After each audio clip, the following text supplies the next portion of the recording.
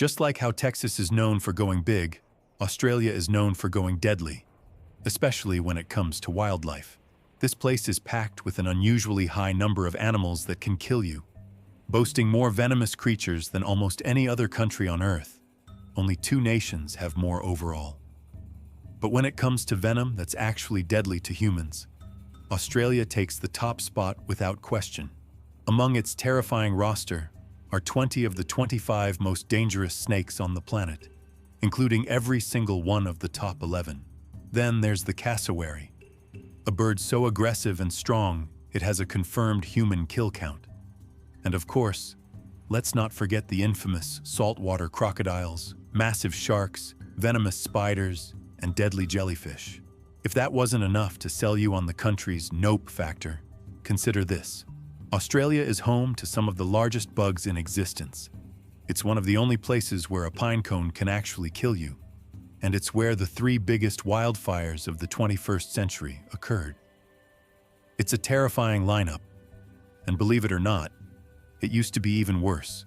And no, we're not talking about the age of the dinosaurs, but rather the age of giant land reptiles and mega-predators.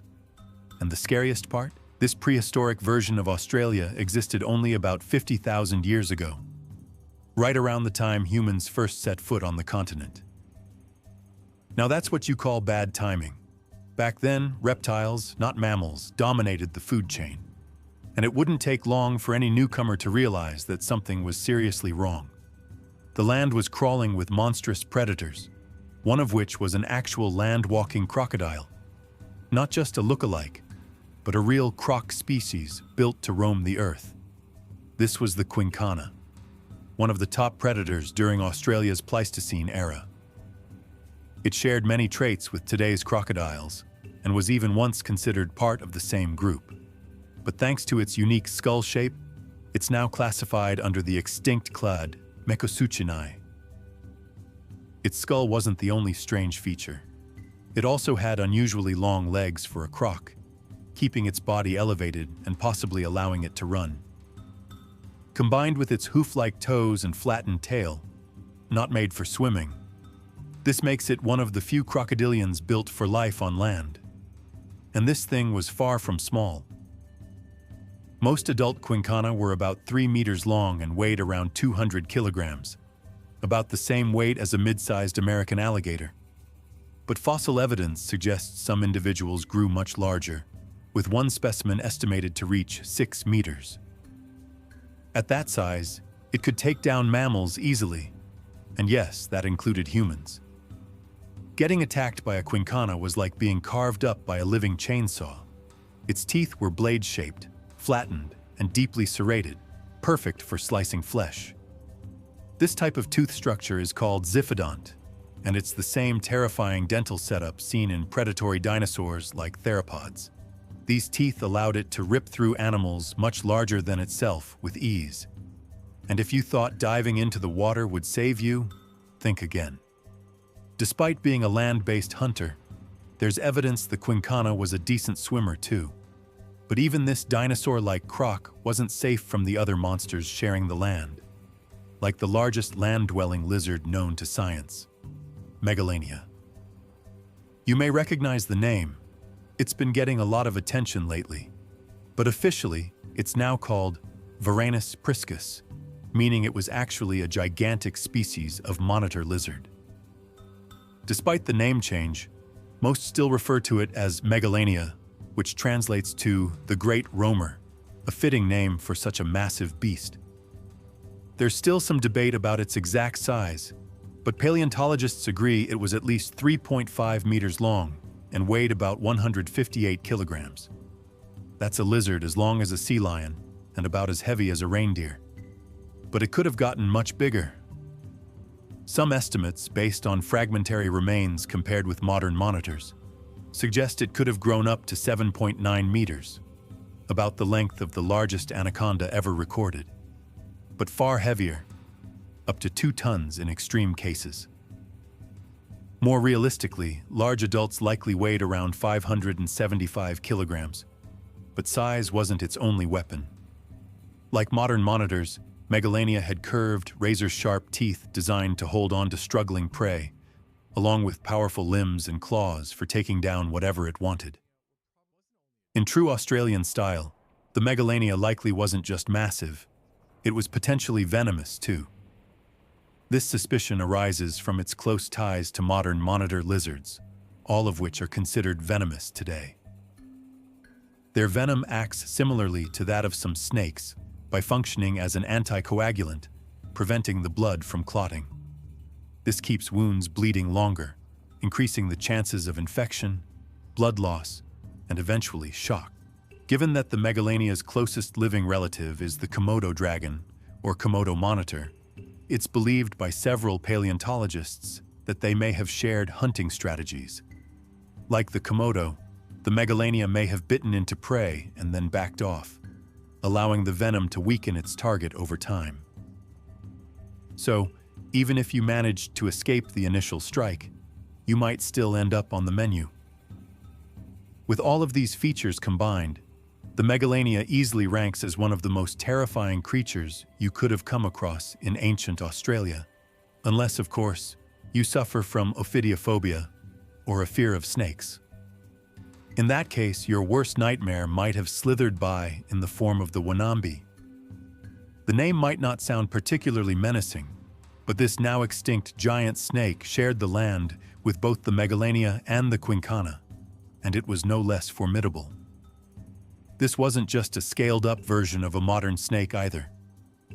The Wanambi came from the long-lost family Madtsoiidae, known for producing massive serpents with stiff, primitive jaw structures. These ancient snakes lacked the flexibility of their modern relatives, but they more than made up for it in size. The Wanambi, in particular, stretched up to 6 meters in length, about the size of a large Burmese python. Fortunately, it broke the Aussie trend of being venomous. Still, its size alone made it an efficient predator, likely relying on ambush tactics much like modern constrictors. It may have lurked near water sources, waiting for the right moment to strike and wrap its muscular coils around prey. This crushing force would have been enough to halt blood flow to the heart or brain, causing a quick death by suffocation or circulatory failure. But here's where things took a disturbing turn. Unlike most of today's snakes, the Wanambi had a relatively stiff jaw and a narrow head, meaning it couldn't swallow large prey whole. Instead, it likely relied on brute strength and sharp teeth to tear its prey apart, sometimes even ripping open the abdomen to feed. So while venom might not have been involved, getting killed by a Wanambi was likely even more gruesome than a Megalania ambush. And this wasn't just a rare occurrence. Some anthropological studies suggest that constrictor snake attacks have historically been a significant cause of death in certain indigenous Australian communities. At this point, it's reasonable to wonder how any mammals managed to survive in such a reptile-ruled land. But surprisingly, they didn't just survive, they were equally monstrous. The best example of this? The thylacoleo. Also known as the marsupial lion, the thylacoleo was the largest known mammalian predator in ancient Australia. On average, it was the size of a wild boar, but the biggest ones reached the size of a fully grown female tiger or lion. But despite the nickname and the similarities, it wasn't a feline at all. It was actually a marsupial, more closely related to today's koala than any big cat. And like the koala, it may have had a relatively small brain. But in thylacoleo's case, that made room for thick bone and powerful muscles in the skull. This allowed for an extraordinarily powerful bite, pound for pound, the most forceful of any mammal we've ever discovered. Researchers estimate that a mid-sized thylacoleo could bite as hard as a lion 2.5 times heavier. This insane bite force made it capable of taking down prey up to 15 times its own weight. But it didn't stop there. The thylacoleo also had a bizarre and specialized set of teeth. Its enlarged incisors resembled the saber-like canines seen in some predators, and it had massive, flat-edged premolars that functioned more like blades than grinding surfaces. This deadly combo meant it didn't just kill, it killed fast.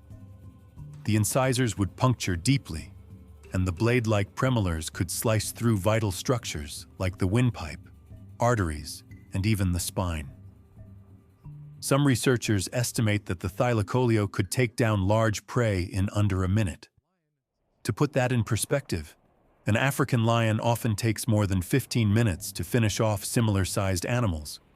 And if somehow its bone-crushing bite didn't finish the job, the thylacoleo had another trick up its sleeve: lethal claws. Each of its front paws featured a large, curved claw that could retract, much like those of a big cat. These claws were mounted on partially opposable thumbs, meaning the animal could manipulate them with precision, making it not just deadly, but also highly dexterous.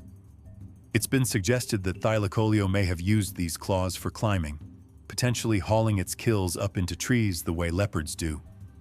This climbing ability would also have helped it navigate rugged terrain and cave systems, making it even more of a nightmare for anything that crossed its path. With apex predators like the thylacoleo, megalania, and quincana lurking around, it's clear that prehistoric Australia was an ecosystem built to test survival at every level. But if you were one of the first humans to set foot on this wild continent, you wouldn't even find safety among the plant eaters.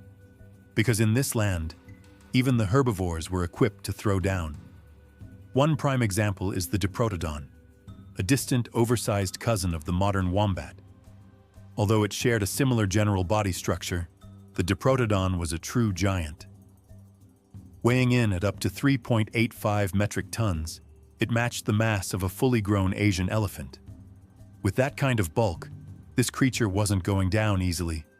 Hunting it would have been a gamble at best, especially considering its bite force. Despite being a plant eater, it could deliver a crushing bite of 11,000 newtons at its molars, strong enough to snap a human thigh bone without much trouble. And it wasn't just mammalian herbivores that grew to enormous proportions. Prehistoric Australia was also home to giant birds, with one of the most famous being the genyornis. This intimidating, flightless bird looked like something out of a myth and bore a resemblance to the infamous terror birds from elsewhere in the world. However, it actually belonged to a completely different group called the Dromornithidae, often referred to as thunderbirds. Despite their imposing build and fierce features, most experts believe the thunderbirds, including genyornis, were herbivores. But their size alone made them formidable. The average genyornis stood over 2 meters tall and weighed approximately 250 kilograms, or over 550 pounds. Their bones were thick and dense, giving them serious resilience against predators. And if that wasn't enough to keep attackers at bay, they still had powerful beaks and claws that could be used for defense when provoked. So by now, it should be painfully clear: ancient Australia was the last place you'd want to vacation. As if all the monsters we've already talked about weren't enough, many of today's dangerous Australian animals, like crocodiles, jellyfish, and venomous snakes, were also alive and well back then. And on top of that, there were even more prehistoric threats that we haven't touched on, such as enormous turtles and other extinct crocs like Palimnarchus. To make matters worse, the land itself wasn't exactly forgiving either. Prolonged droughts were a regular part of the climate, adding environmental stress to an already chaotic biosphere. And yet, humans didn't just survive here, they thrived. Archaeological evidence suggests that early indigenous Australians hunted many of these megafauna, possibly contributing to their extinction. Which leaves us with one final twist. In a world crawling with monsters, maybe we were the scariest species of all. Thanks for watching, and subscribe for more.